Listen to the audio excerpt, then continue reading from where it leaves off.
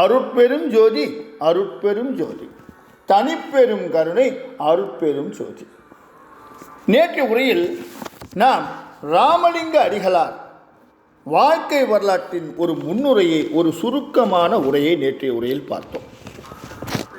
இன்று அவருடைய அற்புதமான வாழ்க்கை வரலாற்றுக்குள் நுழைய இருக்கின்றோம், நெகிழ இருக்கின்றோம்.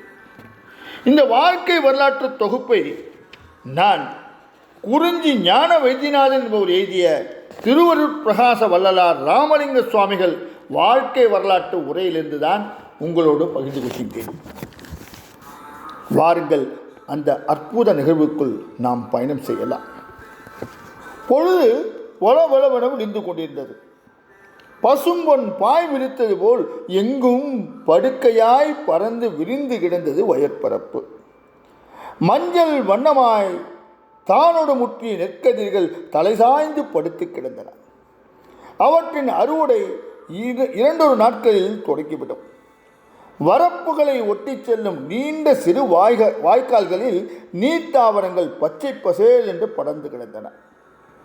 ஒட்டுமொத்தமாக பார்க்கின்ற போது மஞ்சள் வண்ண பட்டு சேலைக்கு மரகத வண்ண கரையிட்டு நெய்தது போல இருந்தது அந்த காட்சி.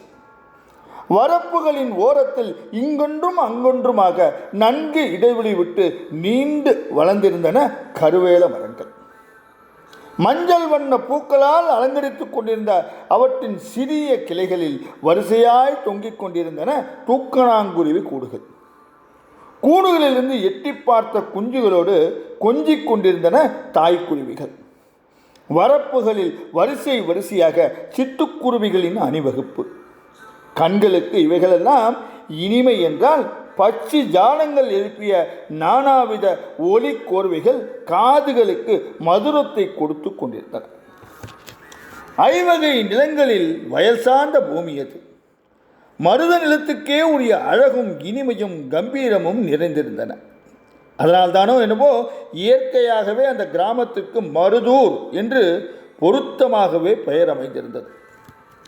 மருதூருக்கு செல்லும் சாலையில் ஆலமரங்களும் புளிய மரங்களும் கரைகட்டி நின்றிருந்தன. அவற்றில் அமர்ந்திருந்த கிளிகளும் காக்கைகளும் கொக்கு நாரை போன்ற பறவைகளும் இறை தேடச் செல்லும் ஆயத்தமாக ஒளி ஜாலங்களை எழுப்பிக் கொண்டிருந்தன. கிராமத்தின் எல்லையில் முடிந்து போனது சாலை மரங்களின் வரிசை. அந்த முகப்பில் மருதூர் கிராமத்து தாமரை குளம். பேருக்குத்தான் தாமரை குளமே தவிர அதிலே செவ்வல்லி நீலோர்பலம் பூக்களும் தாமரை பூக்களோடு பூத்து ஒரு ரம்யமான காட்சியை கொடுத்து கொண்டிருந்தது.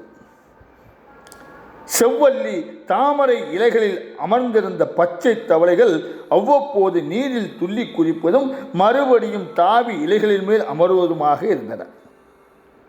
நீரில் பலவித கயலினங்கள் நீந்தி கொண்டிருந்தன.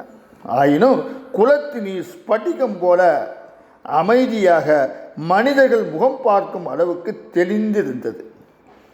இவ்வளவு அழகும் வளமும் நிறைந்த மருதூர் கிராமத்தின் பிரதான வீதி ஒரு சிறு வீதிதான் என்றாலும் அதற்கென்ற ஒரு நேர்த்தியும் அமைப்பும் இருக்கத்தான் செய்தது. அந்த வீதியின் நடுவில் நாட்டோடு வைந்த இருபுறமும் திண்ணை வைத்த ஒரு சிறு கல்வீடு. அது மருதூரின் கணக்கர் ராமையா பிள்ளை வீடு. சைவ வேளாள கருணீகர் குலத்தில் தோன்றிய அந்த செம்மல் ஊர்கணக்கையும் பார்த்து கொண்டு சிவனருள் செல்வராகவும் அந்த வீட்டிலே இல்லறம் நடத்தி கொண்டிருந்தார். அந்த அதிகாலை வேளையிலே எழுந்து விட்டால் ராமையா பிள்ளையின் மனைவி சின்னம்மை. எழுந்ததும் பக்கத்தில் படுத்து தூங்கிக் கொண்டிருந்த பதியை பார்த்தார். அவர் முகத்திலே தவிழ்ந்த சாந்தத்தை கண்டு இளநகை புரிந்தாள் சின்னம்மை. மகிழ்ச்சி மனதை வருட கணவரின் பாதங்களை தொட்டு வணங்கினார். கழுத்தில் கிடந்த திருமாங்கலத்தை எடுத்து கண்களில் ஒற்றிக்கொண்டார். கணவருக்கு பக்கத்தில் தலைமாடு கால்மாடாக படுத்து கிடந்த குழந்தைகளை ஒழுங்குபடுத்தி படுக்க வைத்தார். பிறகு தன் உடைகளை சரி செய்து கொண்ட சின்னம்மை வாசலில் வைத்திருந்த நீர்வாளி துடப்பத்தோடு மாடத்தில் இருந்த கோலமாவு கிண்ணத்தையும் எடுத்துக்கொண்டு வெளி வாசற்கதவை திறந்து வைத்து படிகளில் இறங்கி தெருவில் நீர் தெளித்து பெருக்கி கோலமிட்டார். சின்னம்மை இடைவெளி சமவிட்டு வைத்த சில புள்ளிகளும் இழுத்த சில கோடுகளும் படித்தரையில் அற்புதமான கோலமாகியது. அப்படி அவள் கோலத்தை முடித்தபோது வீட்டுக்குள்ளிருந்து சின்னம்மை சின்னம்மை என்று கணவர் அழைக்கும் குரல் கேட்டது. சுவாமி, இதோ வந்துவிட்டேன் என்று குரல் கொடுத்த சின்னம்மை அவசரமாக எல்லாவற்றையும் எடுத்துக்கொண்டு உள்ளே போனார். மாவு கிண்ணத்தை மாடத்திலும் வாளி துடப்பத்தை வாசலிலும் வைத்துவிட்டு கணவர் அருகில் சென்று என்ன செய்தி சொல்லுங்கள் என்று கேட்டாள் சின்னம்மை. சின்னம்மை, இன்று சேத்தியாத்தோப்பில் பின்னலூர், அம்பாள்புரம், கருங்குழி, மருதூர் கிராம கணக்குக்கான ஜமாபந்தி தணிக்கை நடக்கின்றது. நான் விரைவில் சிவபூஜையை முடித்து உணவு உண்டு ஜமாபந்திக்கு போக வேண்டும். இப்போதே சிவபூஜைக்கு வேண்டியதை எடுத்து வை, சமையலும் உடனே ஆகட்டும் என்றார் ராமையா பிள்ளை. சின்னம்மை, சரி, தங்கள் விருப்பப்படியே இதோ சிவபூஜைக்கு தேவையான பொருட்களையும் எடுத்து வைத்து அதி சீக்கிரத்தில் உணவும் சமைத்து விடுகின்றேன் என்றார். சரி சின்னம்மை, நானும் குளக்கரை சென்று நீராடி வருகின்றேன். ஐயனே, அதற்குள் எல்லாம் தயாராகிவிடும், போய் வாருங்கள் என்றார்.